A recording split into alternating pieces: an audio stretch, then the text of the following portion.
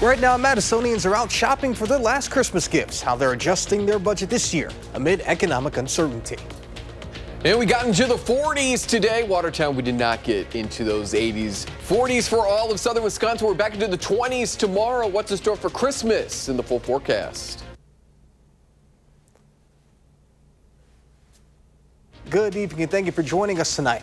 I'm Jalen Banks. As Blaze just mentioned, it was a little bit warmer today, crossing our fingers for a white Christmas. But to figure out that answer, let's go ahead and get a look at your first warn forecast with meteorologist Blaze Keller. Blaze. Yeah, it was a bit of a warmer day today, but starting to cool on down. Winds are out of the northwest with clear to mostly clear conditions already starting to feel like we're below zero. Camp Douglas, Viroqua, La Crosse, Black River Falls still hovering above that 0-degree mark for most of southern Wisconsin. But as we continue to head into the overnight hours, those temperatures are going to drop. We'll take a look at those overnight lows here. We're looking to stay maybe a few degrees above zero. Temperatures still in those 20s right now, but with the clear skies and the breezy northwesterly winds, we are going to be cooling down. So it is going to be a bit of a cooler Sunday, but plenty of sunshine. So if you still need to do some last minute Christmas shopping, there's not going to be any weather to really slow you down, but it will certainly be on the chillier side. The cold air only sticks around for one day, Jalen and folks at home. If you're not a fan of the cold, don't worry. We are back into the 30s on Mondays, 50s possible on Christmas. We'll take a look at what we can expect weather-wise for Christmas Eve and Christmas in the full forecast. All right, sounds good, Blaze. And you can track the forecast for yourself on the First One weather app just to see what's going to go on over the next two holidays. It is hourly planners, road conditions, and even radar. You can download it for free in your phone's app store. Just search WISC Weather. A family is displaced following a fire on Madison's south side Saturday morning. The fire department says they responded to the 900 block of West Badger Road near Omega School just before 7 a.m. There, they extinguished a fire in a single unit. All residents safely evacuated and were sheltered temporarily with a Madison Metro bus, including a pet. A firefighter did go to the hospital, however, for evaluation for an injury. The Red Cross is now assisting the family without a home. The cause of the fire is currently under investigation. A federal lawsuit over a deadly fire at a rental property in Necedah in Juneau County will head to trial. On June 30th, 2024, a fire at a home on Morrow's Mile Road left 6 people dead. A large group was renting the home through Airbnb, but the property was not legally licensed to rent. No criminal charges were filed, but survivors are suing Airbnb and the property owners. The trial is set to begin March 22nd, 2027. With the holidays fast approaching, it's a busy time to head out and go out to the stores. Our Maya Tate stopped by Greenway Station today to catch up with some shoppers ahead of Christmas. Statistically, the Saturday before Christmas is one of the busiest days for shopping, and this year is no different. Commonly referred to as Super Saturday, the last Saturday before Christmas is expected to see 158.9 million consumers nationally, according to an annual survey by the National Retail Federation and Prosper Insights and Analytics. The survey also found that 45% of those consumers planned on shopping in-store and online, with another 29% expected to only shop in-store. In Madison, that statistic was noticeable. It seems a lot busier today than normal, and I mean, you could chop it up to a Saturday, but also kind of a Saturday around the holidays. It seems a lot busier, especially traffic-wise, too. But in addition to the hustle of last-minute shopping, some consumers also have the looming thought of a budget or even a change in how they traditionally would purchase gifts. We actually made a decision as a family. We're only doing like communal gifts, so we're doing like stockings for everybody, and then more like experiences. But even with budgets, the shopping crowds aren't expected to die down before Christmas. So if you still have some shopping to do, just be mindful of possible extra wait times and bigger crowds. Reporting from Greenway Station, Maya Tate, News 3 Now.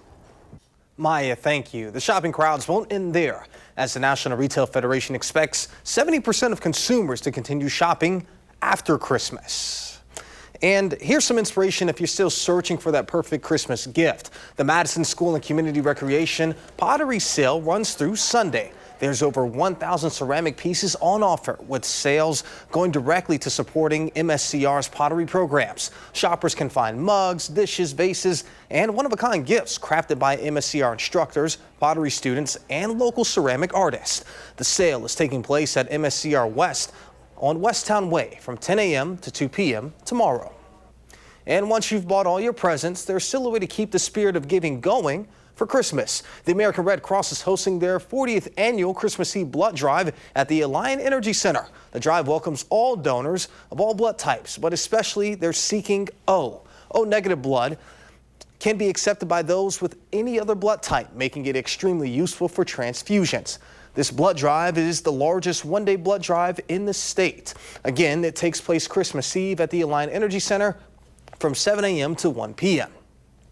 And tomorrow, the Larson House Museum in McFarland is inviting the public to step back in time with its annual Victorian Christmas. The free event runs every Sunday in December from 1 to 4. It features guided tours, festive decor, and live holiday music. Visitors can warm up with complimentary hot drinks and cookies while enjoying a historic home decorated like a Victorian gingerbread house.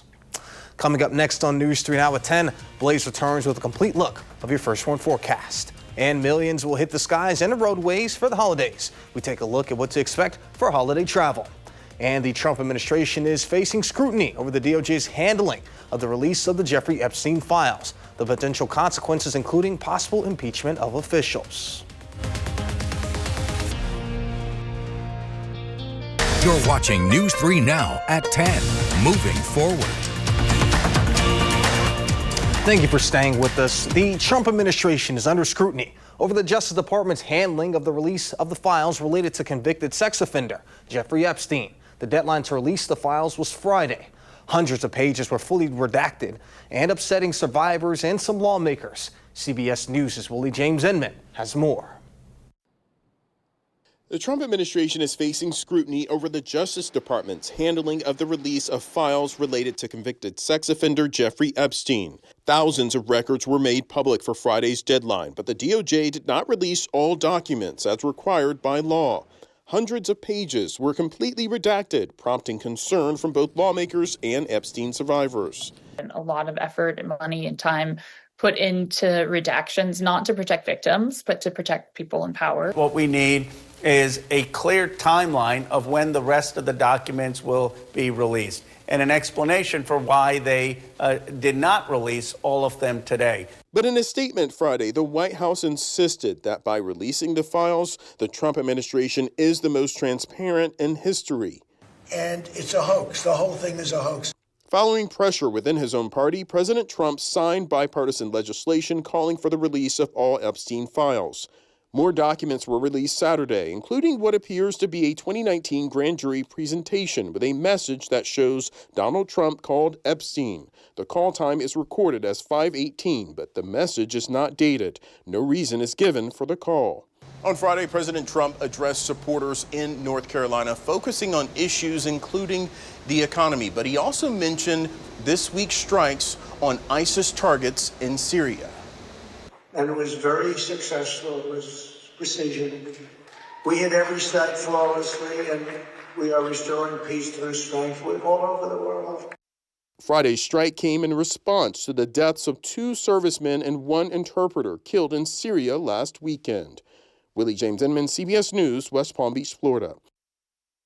And sources say the U.S. has seized the second vessel off the coast of Venezuela.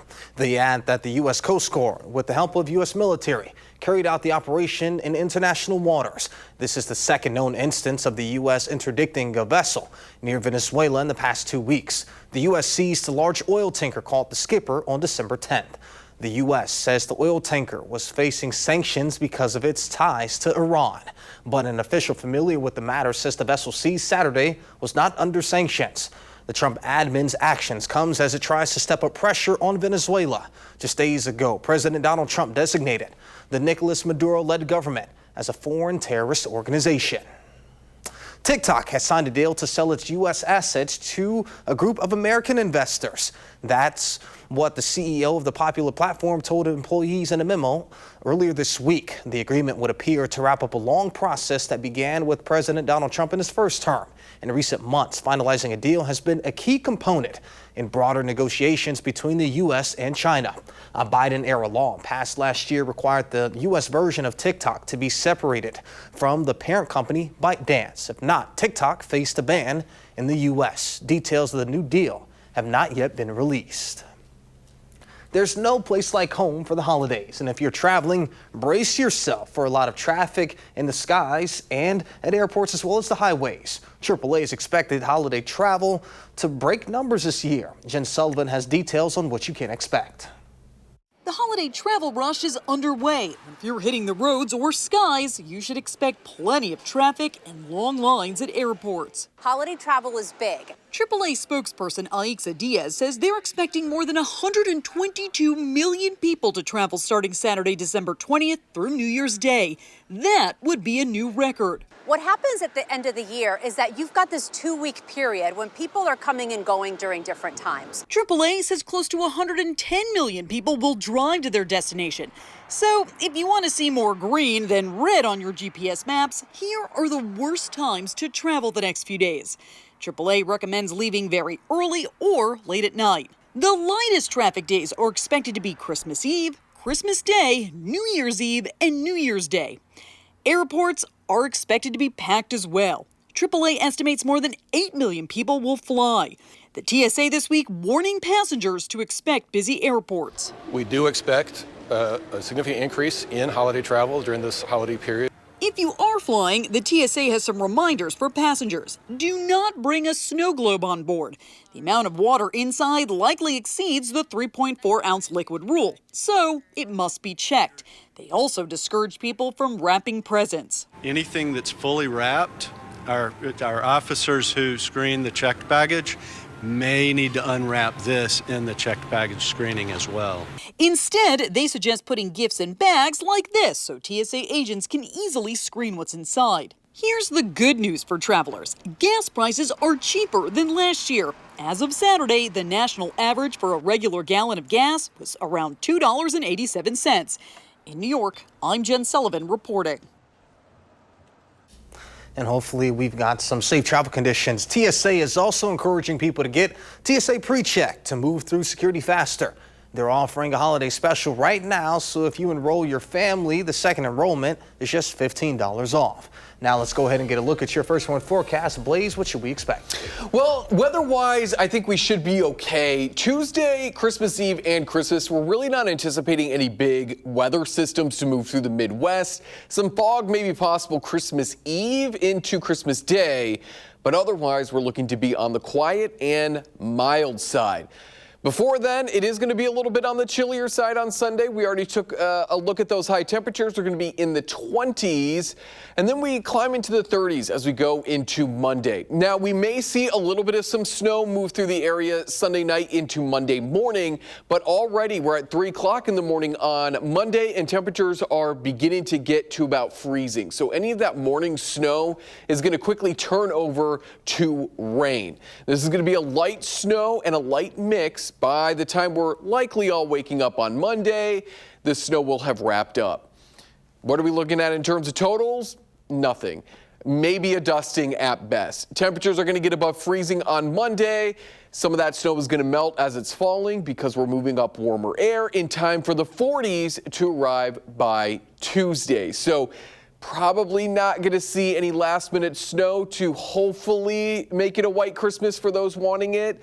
And the snow that is on the ground will continue to melt based on our temperatures we're anticipating Tuesday, Wednesday, Christmas, and then further into Friday. So mostly cloudy conditions on your Christmas Eve. A little bit of rain may be possible. Again, we're going to be moving up warmer air throughout Christmas Eve for Christmas. So some morning fog may be possible waking up on Christmas Day. If you're going to be driving out and about, take the First Warn Weather app with you. Any dense fog related alerts will be sent directly to your phone. So 8 a.m. on Christmas, mostly cloudy conditions. By the afternoon, maybe a light rain shower, some drizzle. But in terms of heavy rain, impactful rain, we're probably not going to see that not only on Christmas Eve, but on Christmas as well. So both days will at least get into the 40s. Low to mid 40s on Christmas Eve, mid to upper 40s, maybe a few low 50s on Christmas Day. Both days, winds are going to be light and out of the south. Again, a better chance for rain is going to be Christmas Eve with some morning fog possible on Christmas Day. There is a look at your 7 and 10 day forecast. What I don't foresee in the near future is any rain, any snow, any heavy snow and a big cool down. So we're going to be hanging out in the 40s pretty much throughout next week other than Monday. And then we'll be back into those low 30s the weekend after Christmas into that following work week, which of course is going to be the last 2 to 3 days of December. A quick note, overnight lows are going to be a little bit on the warmer side. So the ice on the lakes is probably going to thin over the next couple of days, especially from Wednesday onward. So just please be careful if you're going to be out there ice fishing. I know a lot of folks have been out on Monona Bay, and I just get a little bit scared. But they, you know what, they are much more probably knowledgeable of the ice than I am. I'm just letting you know, ice grows when it's much colder out at night, and our overnight lows will not be very cold. So please just be careful. So what you're saying, you're not one of those people that cuts the hole in there and sitting out there. No, I'm in my house. The only thing I'm cutting a hole into is probably like a container of food so I can grab Ice it cream. and then eat it. Right. Yeah. Well, I'm not doing that. I would love to watch it, not doing it. but as for those temps coming up, Kay's our most recent Wisconsinite. How are you feeling looking at mid 40s, maybe even, you know? Look, I'm praising. I'm happy about that. I was sick of the negative numbers. I was the ones, the twos, -3. I'm like, okay, yeah, we need a little bit warmer To weather. be fair, though, like, we're from the Midwest. We were sick of it, too. So you were in good company. Good. and I think the people at home, they were also like, okay. Came a little bit too early this year. Just a smidge. Well, I'd much rather see 46 on Christmas than, you know, the -20 wind chills. Like, at least you can go outside and do something. That's true. You know? For sure. I know some of my friends in Iowa, they're joking about grilling, so. Grilling in the There we go. In the cold. That's probably going to be like one of the first around here in quite some time, though. Yeah. I think it's a little too early. Just a smidge. Just a smidge. All right, well, what do we have going up in sports, Kay? Yeah, coming up in sports, we got some Badgers declaring for the NFL. That and more next for you on News 3 Now.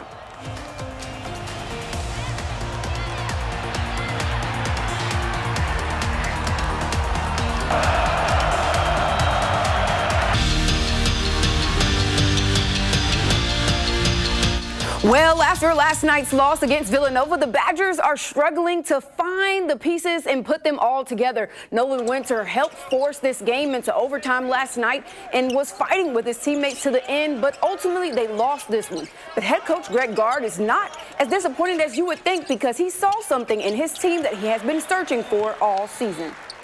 The second half showed who we can be, who we need to be.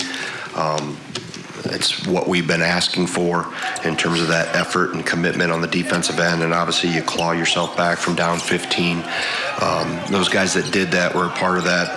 5 or 6 guys showed me where, you know, who I need to have on the floor. And we got more in the tank, and I know what it means for us to wear Wisconsin across our chest and to go out there and not show the effort that the state of Wisconsin deserves, the program deserves for the first 20 minutes. So, you know, like Coach said, the second 20 minutes, I think we played a lot better as a team, and we came together and we fought, but it needs to be a full 40. And an amazing season for Wisconsin volleyball comes to an end. The loss to Kentucky in the Final Four helped the Badgers see how far they have come this season after finishing the regular season 24-4 and being 3rd seed in this NCAA tournament. They knew that they were the ones that people weren't expecting to go far. But fueled by this team and head coach Kelly Sheffield knew it was going to take a dogfight for whoever had to beat them. And it was going to take a courageous team on the other side of the net to beat us, and one that's playing very well. You know, I don't think you're going to see any of these guys hanging their heads. It doesn't mean it doesn't sting, because it stings a lot. But it's probably a team that has traveled further than any team I've ever had as far where we started, and that's something I think all of us are very, very proud of. And Badger linebacker Darrell Peterson announced on Instagram today that he is declaring for the 2026 NFL Draft. Peterson finished the season with 21 tackles, 6.5 sacks. Peterson said he is ready to represent the University of Wisconsin at the highest level possible. How about that, Julie? I mean, you can always bet on a Badger pass rusher or linebacker being good at the next level. Yeah. I mean, the list goes on. You've got Zach Bond, you got T.J. Edwards, T.J. Watt. Obviously, J.J. Watt's probably at the pinnacle of all of that, but you've got so many names at the position. If I'm an NFL team, it's like, hey, it's a UW guy. He'll probably be all right. But speaking of football, I mean, we're quite literally the Packers going up against the Bears. A battle for the NFC North. I mean, this game could very well decide the division. Yeah, definitely. And it went down to the last second in the official regulation. It's in overtime right now. It was 16-16. I'm not sure how they're doing right now because we're up here. I mean, like, I'm trying everything within me not to run out and go watch the rest of the game. How the game's going. But I mean, the implications of this as far as not just the division, but the NFC as a whole. I mean, how do you see the NFC shaking out as it stands today?